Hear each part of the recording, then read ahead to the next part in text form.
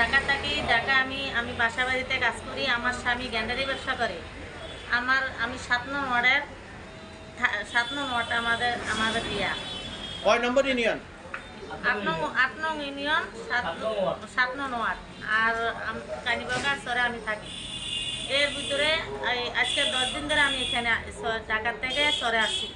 আসার পরে আমার কাছে 3জন লোক আছে। আমজুহিদারের পুত উমর আলী, আর আছে সোহেল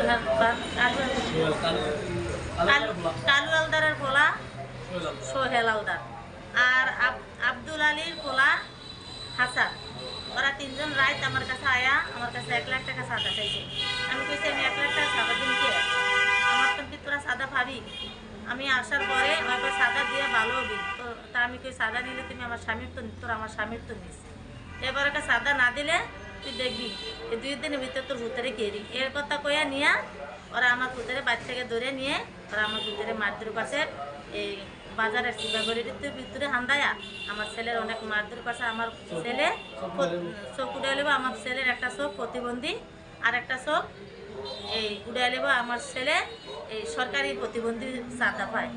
তারপর ওরা আরেক হুমকি দিচ্ছে আমার ভূতের আরেকটা চোখ ওরা খুলে উড়ে নেবে। এই বয়ে এখন আমি আইনের সাহায্য নিচ্ছি। আমি মানুষের থেকে হুন না, আমার ছেলেরা মারপিট করছে, আমি মানুষের থেকে হুন না। আমার ছেলের হলে আমি রায়পুর হাসপাতাল আসছি, দেন আমার ছেলের চোখ মুখ কিডনি সব হাড়ায় উড়ে লাগছে। তখন আমি রায়পুর হাসপাতাল ভর্তি করছি। ভর্তি করে আমি সরকারি সাহায্য চাইতে আইনের সাহায্য